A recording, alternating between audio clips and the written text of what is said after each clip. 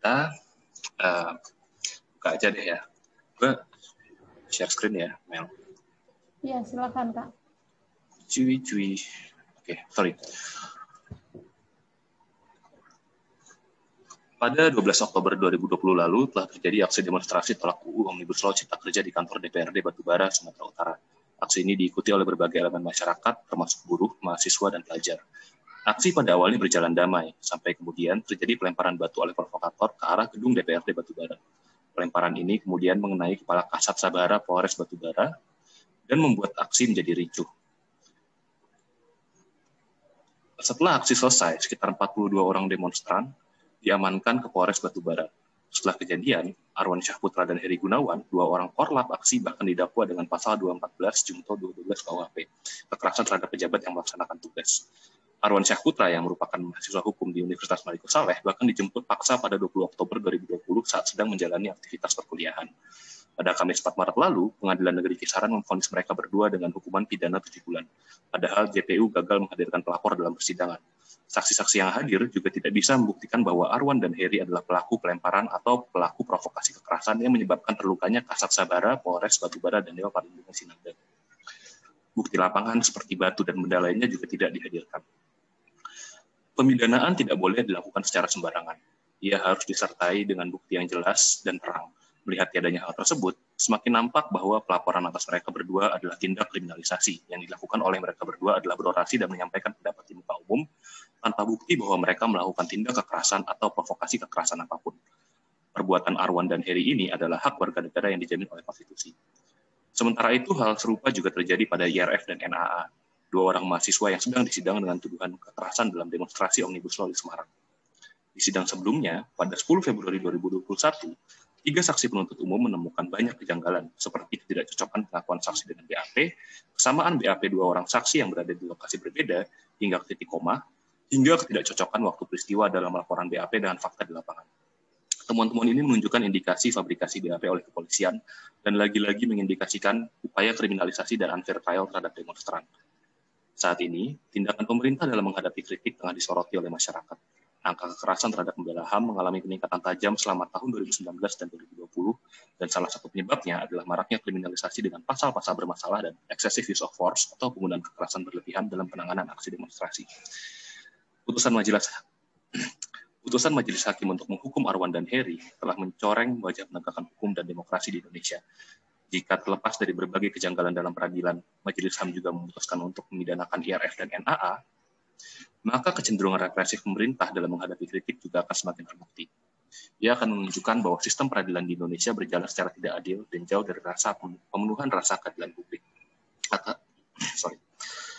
Atas dasar hal tersebut, kami menyatakan sikap mengecam penjatuhan pidana terhadap Heri Gunawan dan Arwan Syahputra didasarkan pada bukti-bukti yang lemah dan peradilan yang tidak adil, mendesak Majelis Hakim di Pengadilan Negeri Semarang untuk membebaskan IRF dan NAA dari segala dakwaan, serta memulihkan nama baik mereka berdua dari segala tuduhan, serta menghentikan tindakan kriminalisasi yang dilakukan untuk membungkam penyampaian pendapat yang dilakukan secara sah dalam demokrasi dan dilindungi perundang-undangan.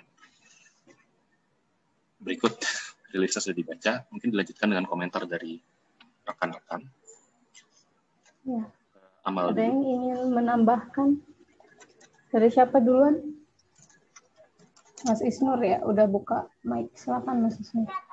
Ya, terima kasih. Selamat siang rekan-rekan jurnalis dan rekan-rekan media. Pertama, bahwa kami menemukan ada beberapa pola yang dilakukan oleh aparat maupun pemerintah dan juga lainnya dalam menghambat kebebasan berpendapat. Salah satunya adalah kriminalisasi. Itu modus yang kami temukan semakin sering dilakukan dan juga menjadi semakin luas. Jadi di aksi Omnibus Law saja kepolisian mengakui telah menangkap 6.000 lebih orang.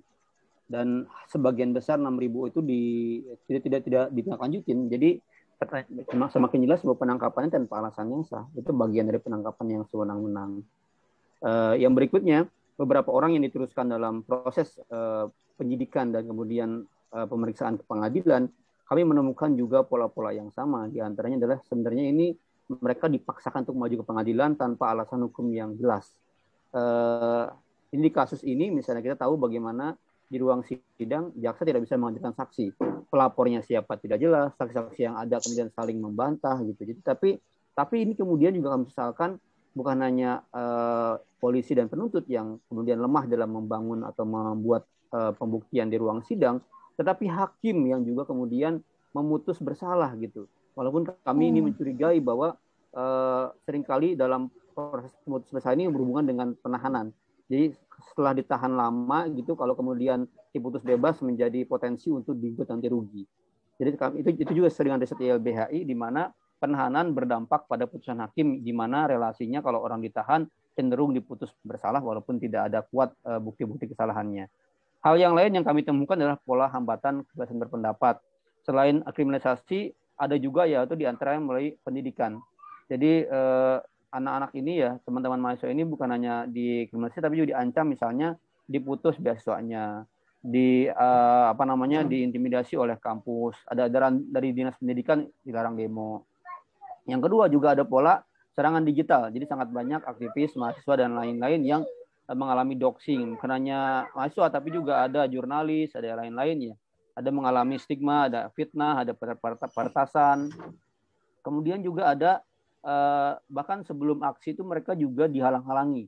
Jadi mulai dicegat di titik tempat kumpul, dipanggil ke polisi sebelum aksi, penangkapan tadi ya, dan disertai kekerasan, dan diteruskan dengan memaksa yang ditangkap itu untuk menandatangani tindakan aksi lagi. Dan juga karena ini COVID, seringkali kami temukan alasan-alasan COVID itu dijadikan alasan untuk pelarangan aksi. Asalnya aksi ini adalah bentuknya pemberitahuan, jadi izin, dan izin nggak dikeluarkan. Kemudian juga kita tahu misalnya bagaimana mereka ini teman-teman mahasiswa ini sering di-framing, termasuk orang-orang ini juga, Heri Anwar ini di-framing sebagai perusuh, sebagai orang yang melakukan kekerasan. Walaupun terbukti kemudian di ruang sidang nggak ada kekerasan yang dilakukan. Itu persis di daerah lain juga sama. Di Jakarta kita masih ingat bagaimana aksi itu di-framing sebagai perusuh, dan juga misalnya di kasus yang kami dampingi juga, di kasus Jumhur misalnya, di kasus itu juga sama. Dituduh tweetnya berdampak pada kerusuhan, padahal sama sekali nggak ada. Ada juga penggunaan ormas. Jadi ini seringkali kita tahu bagaimana ormas-ormas dipakai untuk mengamankan, menekan, bahkan mendatangi asrama dan lain-lain gitu. Juga kita temukan beberapa pola baru, misalnya menggunakan SKCK sebagai ancaman. Ini Polres Depok dan Tangerang, kita lihat bagaimana Kapolresnya mengancam akan tidak mengeluarkan SKCK gitu. Dan bahkan ada juga sekarang kami laporannya intimidasi orang tua. Jadi orang tua diintimidasi untuk anak-anaknya itu nggak ikut aksi, dengan cara apa? Diancam kalau anaknya aksi akan ditangkap. Itu beberapa pola-pola baru yang kami sangat khawatir. Ini bagian dari pembungkaman terhadap kebebasan berpendapat, sekaligus juga serangan balik atau serangan terhadap pembela HAM. Nah, pembela HAM ini sudah sangat banyak definisinya. Komnas HAM juga sedang membuat standar norma, dan juga diakui di PBB, di UN gitu, bahwa mereka ini pembela HAM, dan pembela HAM harus dilindungi, tidak boleh dikriminalisasi. Terima kasih. Terima kasih Mas Isnur. Mbak Ayas atau Mas Juk mau menambahkan? Apa Mbak? Kok nggak ada suaranya? Suaranya nggak kedengeran. Cuma di aku aja atau yang lain juga nggak kedengeran? Saya di setting audionya gitu. Oke. Udah unmute kok. Udah unmute ya. Tapi nggak kedengeran kan? Atau diambil aja? Nggak kedengeran. Berarti kayaknya di audio setting tadi aku bias. juga kayak gitu. Di audio setting, terus di mana ya? Di tes di mikrofon gitu tadi. Sekarang masih mute. Coba lagi deh.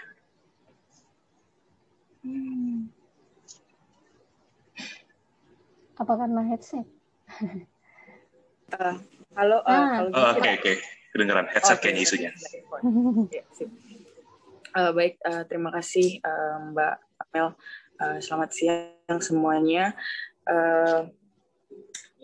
Sebagaimana yang sudah disampaikan oleh Mas Isnur sendiri, bahwasanya terdapat pola-pola baru dalam menangani aksi massa dan terjadinya kriminalisasi. Nah, saya akan membahas berkaitan dengan kebebasan sipil yang kian diberangus berdasarkan catatan Kontras sepanjang bulan Desember tahun 2019 hingga November tahun 2020, setidaknya terdapat 300 peristiwa pelanggaran atau serangan terhadap hak atas kebebasan berekspresi. Nah, dari seluruh peristiwa tersebut, dua isu yang paling sensitif adalah isu mengenai legislasi Undang-Undang Cipta Kerja dan penanganan COVID-19 oleh pemerintah. Dan lonjakan dari pelanggaran terhadap hak atas kebebasan berekspresi itu terjadi pada bulan Oktober 2020 lalu, ya, yang mana terjadi aksi besar-besaran pasca disahkannya Undang-Undang Cipta Kerja. Nah, terkait dengan aksi tersebut kita dapat melihat bahwasannya aparat belum melakukan upaya untuk memperbaiki kinerja dalam penanganan aksi massa yang pernah dilakukan saat reformasi di korupsi tahun 2019. Jadi terus berulang, di mana kita lihat bahwa dalam penanganan aksi massa pada tahun 2020 lalu, penggunaan senjata masih sangat marak, gas air mata, water cannon, atau bahkan peluru karet sampai pentungan masih digunakan secara serampangan dalam penanganan aksi. Nah, selain itu juga Kontras sempat membuka kanal pengumpulan dokumentasi dalam melakukan penanganan aksi massa Undang-Undang Cipta Kerja, di mana terkumpul sebanyak 1.900 dokumentasi, dan setelah dikurasi terdapat 140 foto dan video yang berbeda yang di dalamnya berisi bagaimana aparat menangani masa aksi di saat itu gitu. Nah, jadi ketika ada penyampaian pendapat di muka umum, tidak hanya berhenti pada pola dibatasinya mereka dengan dilakukan kekerasan atau penghalang-halangan yang sudah disebutkan tadi, tetapi juga akhirnya dikriminalisasi, dibuat seolah-olah mereka melakukan satu tindak pidana yang bahkan pasal yang disangkakan seringkali tidak jelas dan pelapor tidak jelas, sebagaimana dalam kasus ini juga sudah membuktikan hal tersebut. Selain itu, saya ingin menambahkan terkait dengan pola-pola kriminalisasi yang terjadi adalah ketika dalam proses penyelidikan, bahkan penyidikan, seringkali bantuan hukum tidak memadai, tidak diberikan kepada para tersangka, dan bahkan tidak didampingi oleh pendamping hukum. Nah, kita dapat melihat bahwasanya itu sudah melanggar hukum acara pidana, yang mana setiap tersangka berhak untuk didampingi oleh penasihat hukumnya. Lalu dalam berita acara pemeriksaan juga seringkali tidak diberikan untuk dikoreksi lagi oleh para tersangka. Jadi kita dapat melihat tidak ada upaya korektif oleh pihak kepolisian sendiri dalam penanganan aksi massa, bahkan ada hingga memproses adanya tindak pidana yang seolah-olah dibuat-buat oleh pihak aparat kepada massa aksi, atau yang cenderung untuk dihalang-halangi dalam menyampaikan pendapat dan menyampaikan protesnya terhadap satu kebijakan tertentu. Mungkin segitu dulu dari saya, Kak. Terima kasih. Terima kasih, Mbak Ayas. Selanjutnya, Mas Hasan mau menambahkan?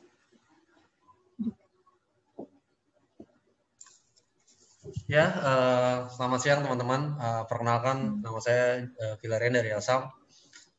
Mungkin untuk tadi teman-teman udah banyak ngejelasin sih, terutama Mas Isnur ya, terkait bagaimana penyimpangan-penyimpangan yang sudah banyak dilakukan dan modus-modus atau model-model pembungkaman hak kebebasan di Indonesia, terutama pasca digulirkannya Undang-Undang Cipta Kerja, dan berbagai usulan-usulan kebijakan baru yang itu memang dirasa bertentangan dengan kepentingan rakyat gitu. Tapi saya ingin meletakkan bahwa meningkatnya kasus-kasus kriminalisasi di Indonesia, saya mencoba untuk kembali melihat dari catatan yang dibuat Elsam pada tahun 2019 terkait IHRD yang berjudul Menatap Tahun Mara Bahaya, di mana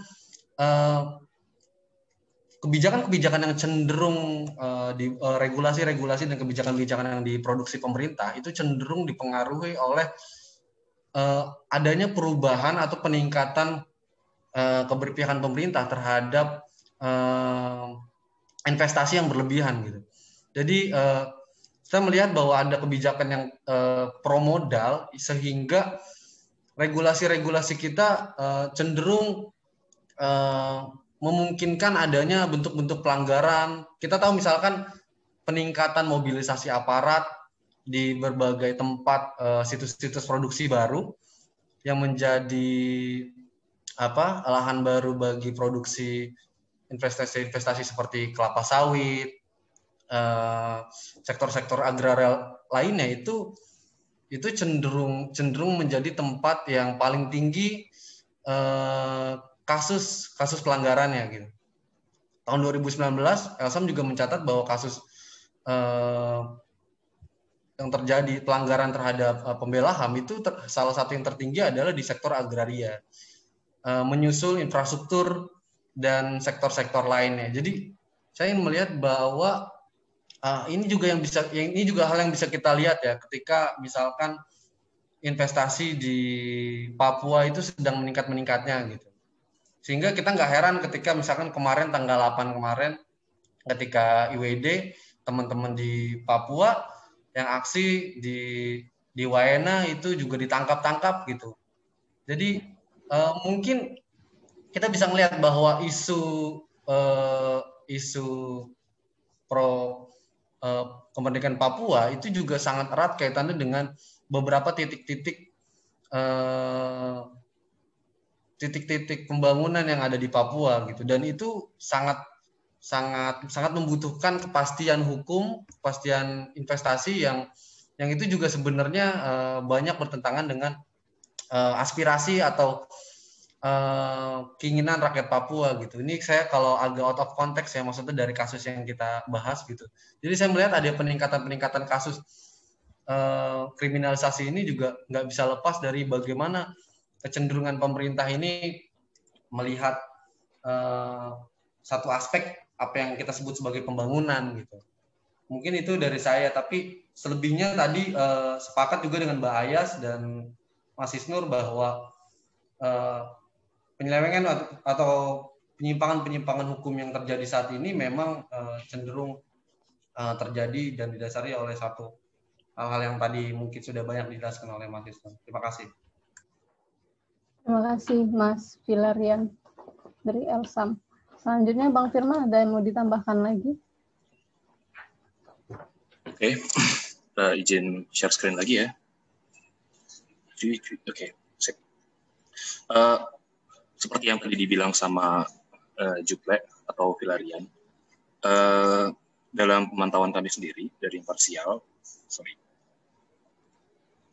memang ada peningkatan tajam dalam angka kekerasan. Contoh dari angka kekerasan terhadap pembela HAM sejak tahun 2019 ke 2020 ini, angka kekerasan terhadap pembela HAM meningkat tajam.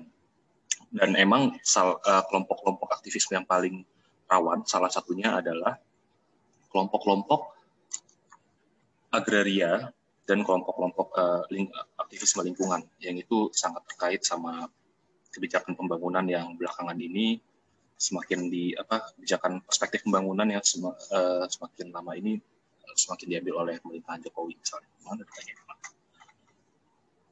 Oke, ini 2018 ke 2020 menunjukkan peningkatan tajam kekerasan terhadap pembela HAM, dan dalam bentuk aktivisme yang rawan, yang nomor 1 adalah lingkungan dan agraria, nomor 2 Papua, dan seperti yang lihat kebebasan akademis, anti korupsi, dan juga dalam aksi demonstrasi terkait dengan Omnibus Law kemarin. Jadi saat ini pemerintah sedang banyak disorot, sedang banyak dikritik karena dituduh anti kritik dan lain-lain, dan sejauh ini data-datanya mengkonfirmasi kecenderungan tersebut. Dalam bentuk kekerasan yang paling sering dipakai, salah satunya adalah kriminalisasi nomor 2. Sama dengan penganiayaan, dan pelakunya lebih dari setengahnya adalah aktor-aktor negara sendiri, terutama kepolisian 40%, pejabat negara dan TNI juga ikut. Dan itu nunjukin suatu hal yang ironis ya, bahwa dalam konteks perlindungan pembela HAM dan perlindungan aktivis, dalam konteks menjamin kebebasan berekspresi yang itu dijamin oleh konstitusi, hukum justru sering dimanfaatkan untuk menjegal publik dalam memenuhi hak-haknya daripada untuk melindungi. Dan penting untuk dinotis ketika pemerintah sekarang banyak merespon hal ini, terutama perhatian publik dan juga akhirnya langkah-langkah yang dilakukan pemerintah saat ini terfokus pada UU ITE, dan itu juga sangat penting karena UU ITE itu adalah salah satu dari pasal-pasal karet yang sangat sering dimanfaatkan untuk menjegal dan mengkriminalisasi kritik, aktivitas pembela HAM, ekspresi publik dan lain-lain. Tapi banyak juga masalah dari perspektif perspektif anti kritik pemerintah itu akarnya lebih dalam dari sekadar tanda kutip UU ITE, karena banyak juga dipakai UU tambangan dan batubara yang sering dipakai untuk menjegal aktivis lingkungan, bahkan undang-undang seperti undang-undang perlindungan lambang negara, undang-undang itu juga sering dipakai untuk membungkam kritik. Jadi yang salah itu bukan cuma bahwa UU ITE-nya itu bukan cuma UU ITE-nya sendiri harus direvisi, tapi lebih dari itu, ini masalah perspektif pemerintah yang mengakibatkan banyaknya angka kriminalisasi dan banyaknya dan perspektif yang sangat negatif terhadap kritik. Dan apalagi kalau UU ITE akhirnya tidak jadi direvisi dan cuma dikenakan panduan, cuma diberikan panduan oleh pemerintah dan lain-lain, itu sama sekali tidak cukup. Oke. Jadi kurang lebih itu sih, kayak mungkin kita butuh melihat sistem peradilan yang saat ini masih sangat tidak adil dan masih punya bias yang sangat kuat terhadap yang justru pada sering dipakai untuk menjegal aktivis pembela HAM. Salah satu yang perlu untuk dilakukan adalah misalnya merevisi UU HAM untuk memberikan perlindungan normatif terhadap pembela HAM. Langkah-langkah seperti itu perlu juga dilakukan, penting untuk dipertimbangkan oleh pemerintah. Karena sampai saat ini di Indonesia pembela HAM itu statusnya sendiri tidak diakui. Akhirnya orang-orang seperti para mahasiswa yang berdemonstrasi seperti Heri dan Arwan dan lain-lain itu tidak memiliki perlindungan belum memiliki perlindungan normatif yang diakui dalam UU HAM. Kalau dari saya itu aja. Siap, terima kasih Bang Firman. Teman-teman yang lain ada yang ingin menambahkan lagi mungkin? Oke, Mbak Amel, saya mau menambahkan sedikit. Silakan, Mas. Selamat siang, teman-teman. Terima kasih atas waktunya. Siang, Mas. Menambahkan sedikit tadi yang dibilang Isnur, misalnya dalam konteks sosiologis, tadi banyak diceritakan bagaimana upaya-upaya untuk menghambat kerja-kerja pembela HAM di sektor mahasiswa misalnya memang sudah cukup ekstrim. Misalnya tahun 2020 kemarin ada mahasiswa habis demo soal tambang pasir di Kendari itu ditebas kepalanya, beruntung nggak sampai meninggal ya, tapi lukanya juga cukup berat waktu itu. Hingga hari ini misalnya itu tidak diproses sama sekali diproses tapi tidak menemukan titik terang ya. Itu di level sosiologisnya ya, di level lapangannya kayak gitu. Setuju tadi misalnya tidak ada perlindungan hukum secara jelas, secara eksplisit terkait perlindungan terhadap pembela HAM, kerja-kerja pembela HAM. tapi sebenarnya secara tersurat, secara implisit maksudnya, secara tersirat itu di Undang-Undang HAM sebenarnya pasal 100 berapa itu ya Mas Indur ya? Pasal 100 sampai 103 itu sebenarnya bab tentang partisipasi masyarakat itu sebenarnya dijelaskan tentang bahwa setiap orang, individu, kelompok itu sebenarnya berhak untuk ikut berpartisipasi. Ini sebenarnya perlindungan yang nggak tegas sebenarnya, karena setiap orang itu siapa. Harapan kita memang ke depan ada perlindungan yang spesifik memang yang mengatur tentang perlindungan terhadap pembela HAM. Dari sekian banyak diskusi dengan jaringan, termasuk dengan YLBI LSAM, ke depan memang kita berharap ada semacam MOU yang spesifik gitu ya tentang perlindungan terhadap pembela HAM yang dilakukan oleh 5 lembaga yang tergabung di kelompok NPM itu, Komnas HAM, Komnas Perempuan, LPSK, ORI, satu lagi KPAI. Nah, ini bagaimana mereka segera untuk membuat MOU yang spesifik itu terkait dengan pembela HAM. Dan mudah-mudahan sih yang di Komnas HAM sendiri yang sedang merencanakan adanya yang sekarang digodok sama teman-teman LSAM itu ya, yang Komnas HAM sedang direvisi, mudah-mudahan segera bisa diterbitkan karena ke depan tentu ancamannya ini semakin tinggi terhadap pembela HAM. Karena perlindungannya secara regulasi lemah, secara lapangan juga tidak menunjukkan adanya angka yang menurun, tapi justru semakin meningkat. Catatan PI sendiri di tahun 2020 kemarin terkait situasi pembela HAM, misalnya satu, dalam konteks isu lingkungan, misalnya memang kepentingan politik dan ekonomi para pejabat dan korporasi semakin konsolidatif. Nah, itu bisa terbacalah dari misalnya disahkannya Undang-Undang Omnibus Law. Yang kedua, ini mungkin sangat relevan dengan kasus hari ini. Aparat penegak hukum, baik itu di tingkat kepolisian maupun di pengadilan, memang tidak netral. Aparat penegak hukum yang sering diperalat oleh kepentingan pejabat dan korporasi. Yang ketiga, memang penyalahgunaan regulasi. Ini konteksnya kriminalisasi ini juga cukup tinggi. Yang keempat, misalnya beberapa kebijakan yang regulasi baru yang itu banyak yang berpotensi mengancam kerja-kerja pembela HAM, termasuk yang di dalam Omnibus Law itu. Dan yang terakhir, ini memang sangat penting, memang tanggung jawab kita bersama, yaitu kurangnya pemahaman isu pembela HAM di berbagai tingkat pemerintahan maupun di tingkat masyarakat. Karena hari ini orang ngomongin hak asasi itu sangat rentan untuk dikriminalkan. Kalau tadi di mahasiswa di Kendari sampai ditebas kepalanya, dibacok bagian belakangnya itu kan sangat memprihatinkan sebenarnya situasi pembela HAM hari ini di Indonesia.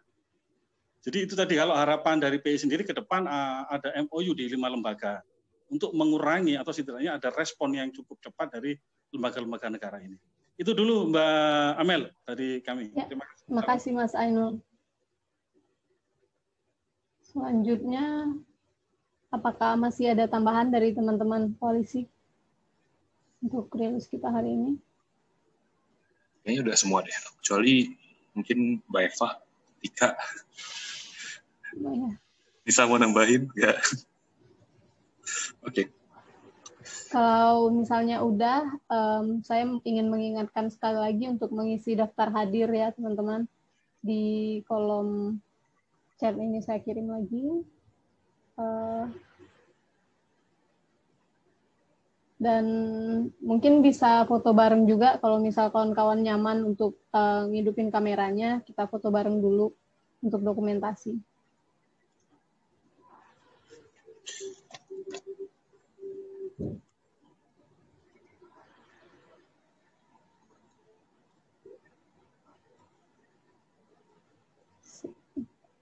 Satu, dua.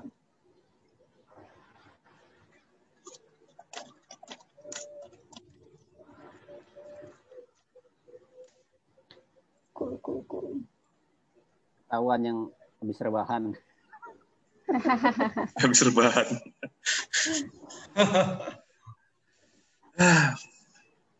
Sudah. Satu aja cukup lah ya. Sekali lagi terima kasih teman-teman sudah menyempatkan waktunya untuk hadir hari ini.